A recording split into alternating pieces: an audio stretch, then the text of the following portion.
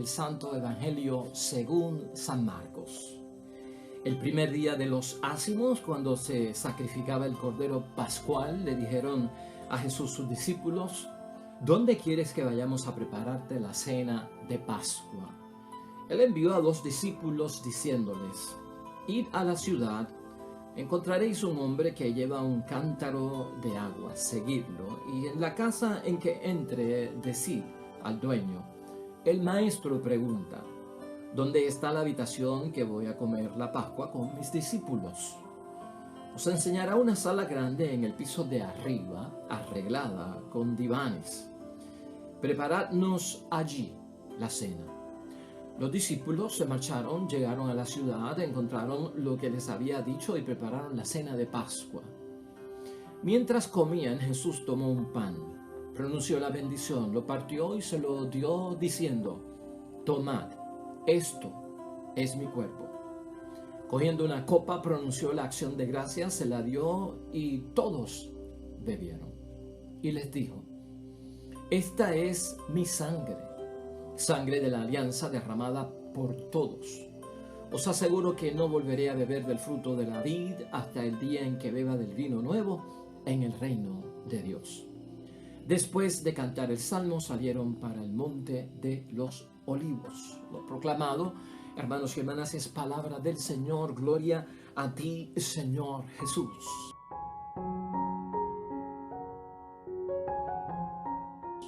Pues ahí lo tenemos, hermanos y hermanas, el domingo del tiempo ordinario en nuestro calendario litúrgico, y estamos celebrando la fiesta del Corpus Christi, la fiesta del cuerpo y la sangre de nuestro Señor Jesucristo.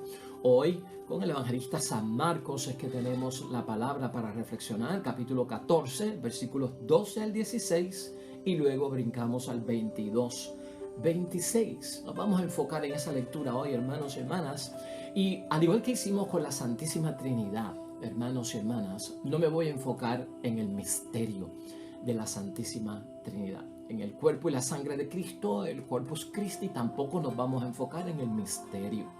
El misterio responde a la pregunta del cómo, ¿verdad? Cuando vimos el misterio de la Santísima Trinidad, yo no me enfoqué tanto o invertí mucho tiempo en el cómo es que es un solo Dios y se manifiesta en 3 personas, o son 3 personas y un solo Dios. O sea, ¿cómo es que esto sucede? Y nos enfocamos en el por qué Dios, siendo único Dios, se manifiesta en una persona de Dios Padre, en otra persona de Dios Hijo, en otra persona de Dios Espíritu Santo. Lo que tocamos aquel día fue el por qué, pasado domingo. Entonces hoy vamos a hacer lo mismo, hermanos y hermanas. Es mejor en la vida de la fe preguntarnos más acerca del por qué, del cómo. Hoy mismo, con el cuerpo y la sangre de nuestro Señor Jesucristo, yo no voy a invertir mucho tiempo en la transubstanciación. ¿Cómo es que ocurre que el pan se convierte en el cuerpo, o cómo pues el vino se convierte en la sangre? Ese es el cómo, ¿verdad? Tratar de explicar el misterio. Y hay gente que invierte tiempo en eso. Pero nos debe ocupar el por qué aquel pan se transforma en el cuerpo de Cristo. ¿Por qué aquel vino se transforma en la sangre? ¿Cuál es el propósito? Y en eso es que nos vamos a enfocar hoy, hermanos y hermanas, y lo vamos a ver desde ese punto de vista. Y ese ejercicio lo tenemos que aplicar con muchas cosas de la palabra de Dios, de la fe, de nuestra religión y de lo que somos delante de Dios. No es tanto saber cómo Dios creó al primer hombre y a la primera mujer, que si de la costilla, que si del barro, sino por qué nos creó: por amor, hermanos y hermanas. No es tanto saber, hermanos y hermanas, cómo se inundó la tierra para que un arca que estaba en el monte pues pudiese flotar porque el mundo estaba inundando. ¿Cómo hizo Dios eso? No es tanto el cómo, es el por qué. Porque había que purificar la tierra de la maldad en que había incurrido y se necesitaba como comenzar una nueva humanidad. ¿Me estás entendiendo de lo que estamos hablando? Pues he hecho esa introducción para que estemos listos para lo que vamos a reflexionar, que ciertamente nos va a venir de ayuda, entendemos. Idea fuerza, hermanos y hermanas, que nos va a acompañar hoy en la reflexión. No se puede aceptar la vida de Jesús sin aceptar su entrega hasta el fin. No podemos aceptar la vida de Jesús sin aceptar su entrega hasta el fin. Es que la vida tiene que ver con el pan, con el cuerpo. Es que la sangre tiene que ver con la entrega de Jesús hasta el final. Y no se puede, hermanos y hermanas, aceptar la vida de Jesús sin aceptar el sacrificio de Cristo. Vamos a verlo desde ese punto de vista. Quiero enfocarte, hermanos y hermanas, en términos de la Eucaristía, del cuerpo y la sangre de Cristo, de la fracción del pan, como le llamaba la iglesia primitiva. Yo quiero enfocar hoy en una lectura complementaria que tenemos, hermanos y hermanas, tomada, que no está relacionada con ninguna de las lecturas que nos presenta la iglesia hoy, pero que yo he visto que es necesario citarla. Primera de Corintios, capítulo 11, versículo 17 al siguiente. Y te quiero presentar algo que sucedió en Corintios, hermanos y hermanas, con la primera comunidad primitiva de cristianos en Corintios. Hermanos y hermanas, que lamentablemente hubo un escándalo en la Eucaristía, hubo un escándalo en la cena del Señor, hubo un escándalo en la fracción del pan, porque la gente indignamente estaba recibiendo o participando de esa fracción del pan, que era como se conocía en aquel tiempo. Yo te voy a decir qué pasó ahí y cómo Pablo identificó el problema, lo corrigió, para que después nosotros veamos finalmente en la conclusión por qué, hermanos y hermanas, es que Jesucristo verdaderamente nos deja su cuerpo y su sangre y qué eso significa para nosotros y para nuestra vida. Déjame empezar con lo que te voy a decir acerca de Pablo. Para el año 50, hermanos y hermanas, de la era cristiana, luego del nacimiento de Cristo, Pablo fundó una comunidad cristiana en Corinto y estuvo allí en su misión 18 meses, ¿no? Los feligreses que componían esa primera comunidad, hermanos y hermanas, eran gente pobres, eran gente esclava, y había unos cuantos que era gente pues noble, hermanos y hermanas, tenían cultura y tenían dinero. Una vez que Pablo se va, funda la iglesia, está 18 meses con ellas. Pablo se va porque tiene otras misiones que hacer y continuar su misión en otro lugar.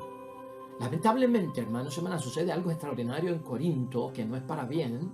Y Corinto, la comunidad primitiva, hermanos y hermanas, se convierte en la comunidad más conflictiva de las que Pablo haya tenido que fundar.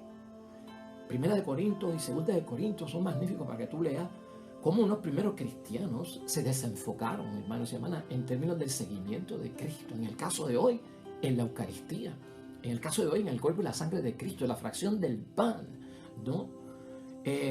Se convirtieron en una comunidad conflictiva. Corinto, hermanos y hermanas, para que tú tengas una idea y te puedas saber de qué estamos hablando y quién era esta comunidad que está en Grecia, hermanos y hermanas. Corinto era como una especie de capital de Las Vegas. Imagínate Las Vegas, pues imagínate Corinto, donde Pablo estuvo y fundó la iglesia, como si fueran Las Vegas, hermanos y hermanas. Así era la ciudad de Corinto en aquel tiempo y era altamente conocida, hermanos y hermanas, por la depravación que había, mucha inmoralidad. Que era una ciudad con 2 grandes puertos, con visitas de turismo, hermanos y hermanas, con mucha actividad, no solamente marítima, de marineros, de buques, de barcos, de cuánta cosa había que venían allá, por comercio, por turismo, bueno, una cosa enorme, hermanos y hermanas, ¿no? Pero a la misma vez, una perversión total. De hecho, en Corinto habían 23 templos paganos, uno de ellos, y el mayor dedicado a Afrodita. Y el templo de Afrodita, hermanos y hermanas, era servido por 1000 prostitutas. Eso era lo que había allí en Corinto. Por eso de ahí es que viene lo de afrodisíaco, ¿verdad? Y tiene que ver con los placeres de la vida o sexuales, ¿no? De la diosa Afrodita de Corinto, griega, ¿no? 1000 prostitutas servían en aquel templo, hermanos y hermanas. Entonces, estos cristianos de Corinto, hermanos y hermanas, entraron en una lucha de clases. Una vez Pablo se fue de Corinto, comienza un conflicto y una división entre ellos que se manifiesta. La lucha y la división de esos primeros cristianos comienza a manifestarse una problemática vergonzosamente en la celebración de la Eucaristía, que no es la misa que tú y yo vemos hoy en día, porque estamos hablando del año 50 del primer siglo del siglo cristiano, ¿verdad? De la era cristiana. No es la misa que tú y yo celebramos hoy o vivimos hoy con todos esos detalles. Aquello era la fracción del pan. Se le llamaba también la cena del Señor.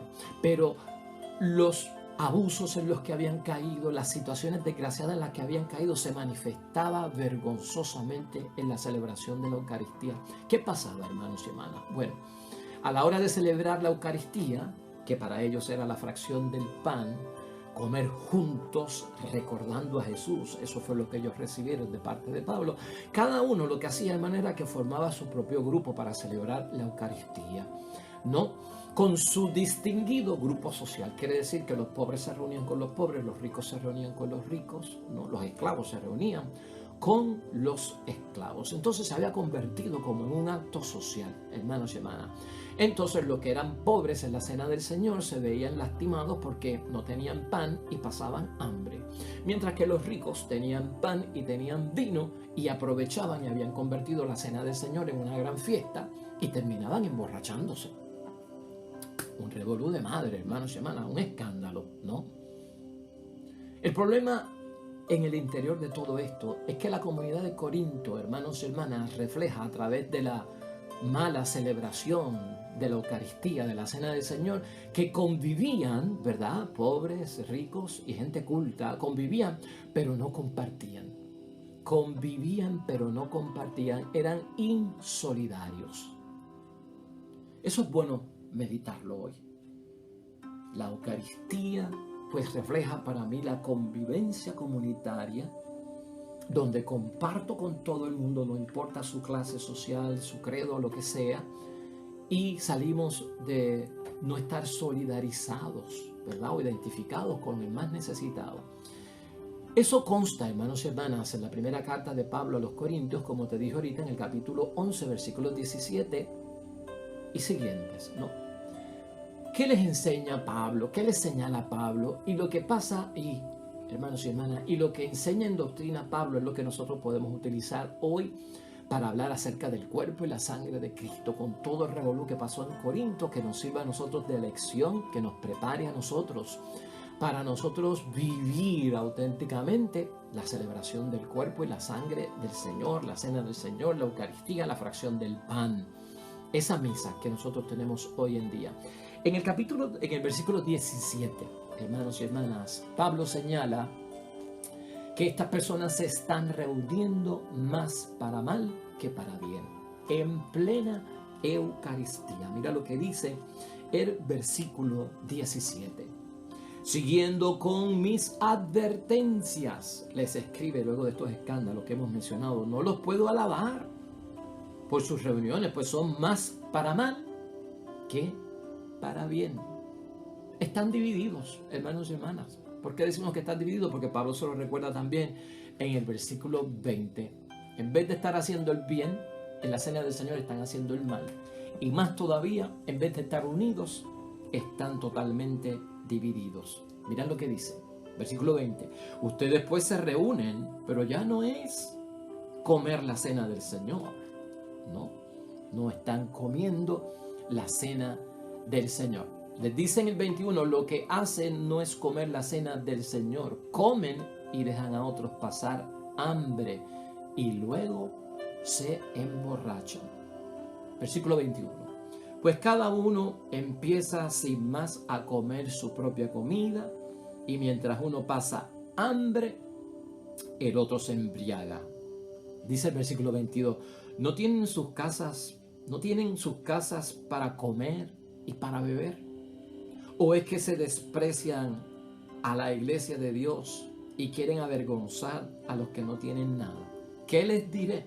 ¿Tendré que aprobarlos? En esto no. O sea que Pablo, hermanos y hermanas, está irritado con lo que está sucediendo en Corinto y cómo han transformado la Eucaristía, la fracción del pan, en un acto, hermanos y hermanas, de poca solidaridad, comunidad, unidad. Ocuparse por los más pobres, por los sencillos, por lo que está pasando, y lo han convertido en un acto meramente social, sin sentido, en un rito que nos dejó Pablo y vamos nosotros a repetirlo. Eso es lo que está en tela de juicio ahí. Eso lo tenemos nosotros que tener en mente, hermanos y hermanas. No vaya a ser que nosotros nos estemos yendo por el lugar equivocado. Luego Pablo, hermanos y hermanas, le da una catequesis.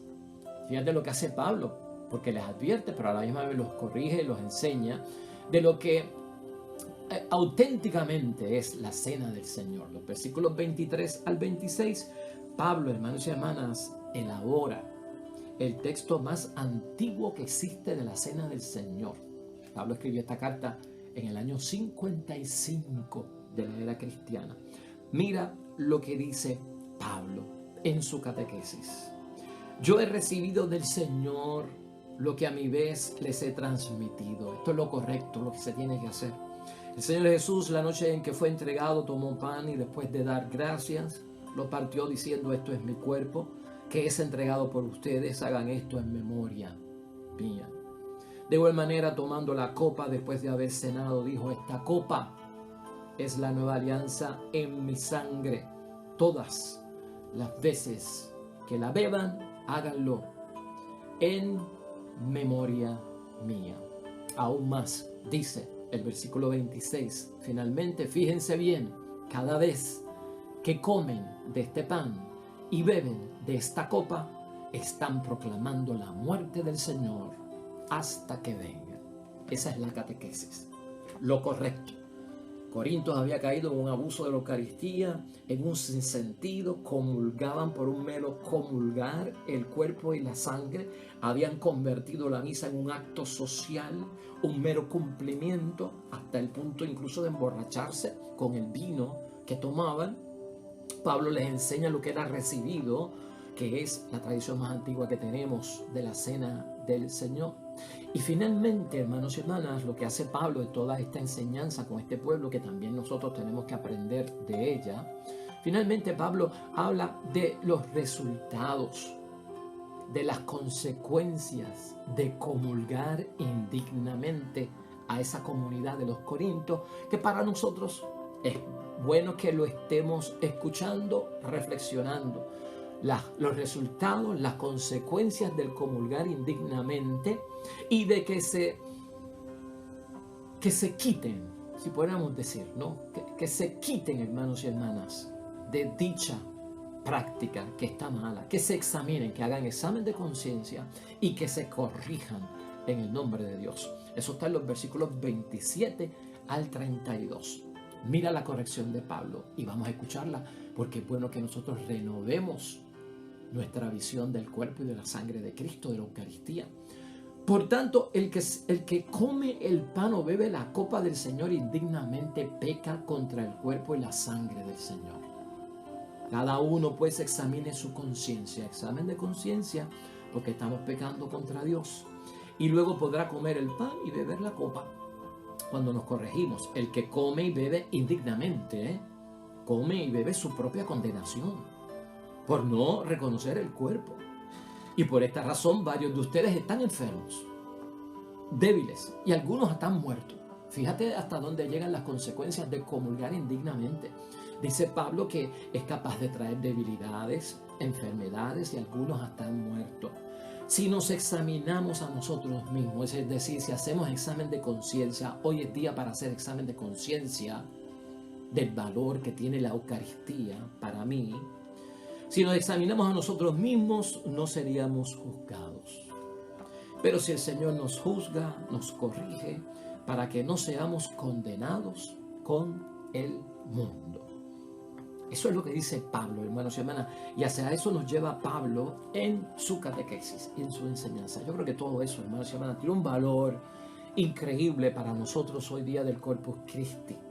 Y en vez de yo estar hablando acerca de la transubstanciación, del misterio, del milagro en cómo se transforma el cuerpo, el pan en el cuerpo y el vino en la sangre, ¿qué tal si reexaminamos, si entendemos verdaderamente qué es la Eucaristía, el valor que tiene, lo que significa, lo que me llama, el compromiso que tiene para cada uno de nosotros, hermanos y hermanas? Y eso es sumamente importante. Fíjate, si hay un mensaje hoy que tenemos que llevar nosotros a entender, es que tenemos que recuperar, hermanos y hermanas, el significado profundo del rito que Jesús realiza. Por eso hoy sale en la palabra de Dios lo que Cristo hizo. Tenemos que profundizar, que recuperar, que interiorizar y entender el significado profundo del rito que Jesús realiza, la sangre que se derrama por ustedes. Hermanos y hermanas, la sangre que se derrama por ustedes, eso significa la muerte violenta que Jesús padeció, hermanos y hermanas. Como expresión, número uno, ¿de qué? Del amor que ha tenido por cada uno de nosotros. Eso es lo que significa eso. Ver en la Eucaristía que lo que celebra, conmemora, y la memoria de esa celebración nos recuerda la muerte violenta que Jesús padeció como expresión de su amor por nosotros en primer lugar. Beber la copa, hermanos y hermanas, significa aceptar, en segundo lugar, la muerte de Jesús. Yo acepto que Él murió por amor a mí. Condenado a muerte por mi pecado, recibo un indulto por parte de Dios que perdona mi condena y me da nueva vida.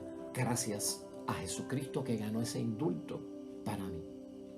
Por lo tanto, beber la copa significa aceptar la muerte de Jesús. En tercer lugar, significa también, hermanos y hermanas, comprometerme con Jesús. Comulgo, voy a misa, no por ir, no por cumplir, no para que me vean, no porque es día de precepto y voy y salgo y me fui. Es porque me comprometo con Él. Y esto, hermanos y hermanas, también significa, en cuarto lugar, que me comprometo como Jesucristo, dar la vida. Ese compromiso que hacemos es el de yo tener mi vida disponible para los demás. Si fuera necesario, hermanos y hermanas, morir. Pero no solamente dar la vida significa morir y entregar la muerte. Significa dar mi vida en sacrificio por muchas cosas, ponerme a mí en segundo, tercero, cuarto plano para estar aquí presente, para estar allá, morir a mis propias ambiciones, renunciar a mis propias cosas, tal vez ponerlas en un segundo lugar para darle prioridad al enfermo, al necesitado, a los hijos, a la esposa, a mi madre, a eso. Hermanos y hermanas, eso es lo que envuelve mucho de lo que hoy tenemos nosotros que recapacitar verdaderamente delante de Dios. También en quinto lugar es la nueva alianza, hermanos y hermanas, esa es la nueva alianza. De eso trata la nueva alianza, un compromiso de amor a los demás hasta la muerte. Esa es la nueva alianza, ¿no? a la cual se refiere nuestro Señor Jesucristo. Si esto, hermanos y hermanas, hoy en fiesta del Corpus Christi, hermano y hermana, cristiano, católico, que vas a misa, que comulgas, o tal vez has dejado de comulgar, si esto está ausente en nuestro entendimiento de la Eucaristía, lamentablemente hemos reducido la misa a un rito sin sentido, donde voy los domingos por cumplir, para que me vean, para callar las lenguas del que dirán, pero sin ningún tipo de entrega. No podemos caer en eso, hermanos y hermanas, porque esos serían los escándalos modernos de los escándalos primitivos de la comunidad de los Corintios, que cayó en tanta desgracia, hermanos y hermanas. Pues por lo tanto, yo debo tener esto presente en mi vida. Jesús, hermanos y hermanas, en la cena ofrece el pan, ¿verdad? Su cuerpo. ¿Qué es el pan? ¿Qué es el cuerpo? ¿Qué significa? Es su persona, hermanos y hermanas, lo que estamos recibiendo. Es la identidad de Jesucristo. Es la presencia de Cristo lo que estamos recibiendo, comulgando. Es la actividad, hermanos y hermanas, de Cristo. En ese tomar y comer, eso es una invitación, hermanos y hermanas, de parte de Cristo. Una invitación, hermanos y hermanas, para parecernos a Él. Para que tú y yo seamos como Jesús. ¿Lo has visto tú de esa manera? Eso lo que requiere, hermanos y hermanas, es que yo cuando comulgo acepto ser como Jesús. Como persona y en la misión que Él tenía. Acepto a Jesús en su persona. Acepto a Jesús en su actividad. Y lo hago parte de la norma de mi vida. Me ha dado las reglas a seguir para yo vivir en la vida. Vivir la vida de Dios. Vivir la vida de Jesús actualizada, ¿ves? En nuestro tiempo. No te tienes que ir a los tiempos de Cristo y vivir como Cristo vivía en aquel tiempo. No, es actualizar la vida de Cristo a este día con las exigencias de este tiempo, con los signos de este tiempo, como lo destruye, lo identifica este mundo hoy en día en los que tú y yo estamos viviendo. Así, hermanos y hermanas, nos da Jesucristo mismo cuando comulgamos. ¿Sabe qué nos da? Fuerza con el pan alimento. De ahí viene la fuerza, con el pan alimento, con el mismo Jesucristo nuestro Señor, con su presencia real. Esto es motivo de fuerza, hermanos y hermanas. Luego dice, esta es la sangre de la alianza derramada por ustedes. ¿Qué quiere decir esto? La muerte violenta, el sufrimiento de tal muerte que no se nos puede olvidar. Comulgar la sangre de Cristo, hermanos y hermanas, es recordar la muerte violenta, el sufrimiento de tal muerte. Beber la copa significa aceptar la muerte de Jesús y comprometerse como Cristo a no quitarnos de la actividad salvadora, hermanos y hermanas, por temor ni siquiera a la muerte. Aquí tenemos que recordar que lo estudiamos aquí, aquel momento en que Santiago y Juan le piden los primeros puestos a Jesucristo. ¿Están dispuestos a beber el cáliz, a beber de la copa que yo voy a beber? ¿Te acuerdas que lo discutimos aquí? Eucaristía, hermanos y hermanas, cena del Señor, cuerpo del Señor, sangre de Cristo, vino transformado en la sangre de Cristo. ¿Qué significa esto, hermanos y hermanas? Pues la muerte violenta de Cristo, sufrimiento que muchas veces puede llevar a la muerte, si acaso lo tengo que llevar a cabo, aceptar la muerte de Jesús, comprometerme con Él a no quitarme en la actividad, en la misión salvadora, en el apostolado, por temor ni siquiera a mi propia muerte. ¡Qué fuerte! Jesucristo le tomó cierto tiempo aceptar que tenía que tomar esa copa. Tendríamos que ir a Getsemaní. ¿Recuerdas Getsemaní? ¿No? Si es posible que pase este cáliz sin que tenga que beberlo, pero que se haga tu voluntad. Ese cáliz, el contenido es grande, hermanos y hermanas. Por eso es que Pablo le dice a los corintios, tienen que hacer examen de conciencia, porque ustedes están recibiendo el cuerpo de Cristo indignamente, sin aceptación, sin compromiso, sin seguir su misión, sin el ejemplo. Son muchas de las cosas en las que podemos reflexionar hoy, hermanos y hermanas, que nos deben de ocupar en buscar la dignidad para recibir el cuerpo y la sangre de Cristo y las bendiciones que vienen, porque ahí está la fuerza, ¿verdad? Que nos nutre y nos lleva también incluso a ser capaces de dar fruto, hermanos y hermanas.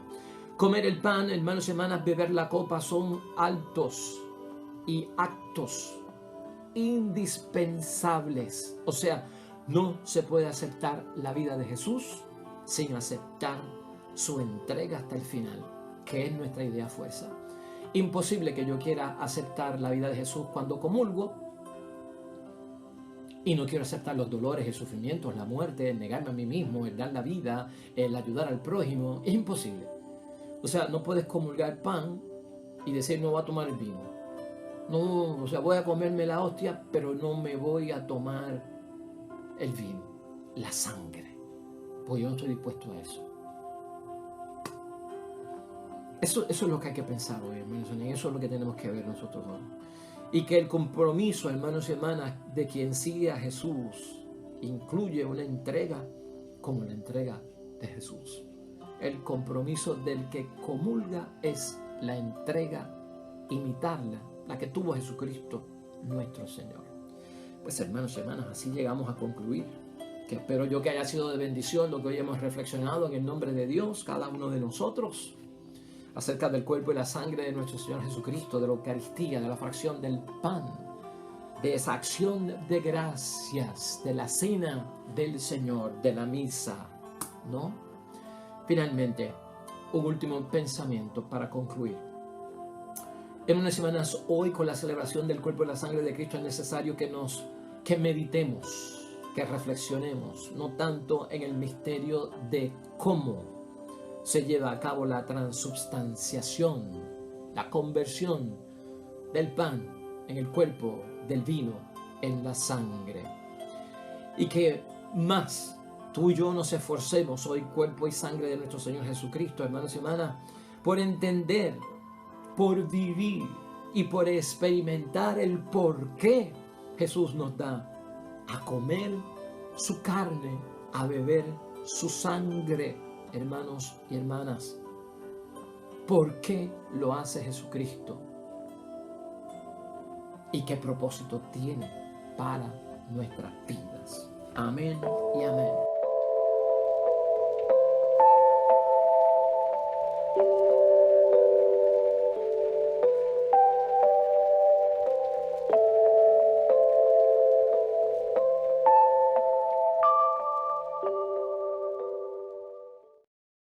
El Señor esté con vosotros. Bendición de Dios Todopoderoso, Padre, Hijo y Espíritu Santo, descienda sobre ustedes y permanezca para siempre. Mañana esperamos aquí, nuevo evangelio, nueva reflexión.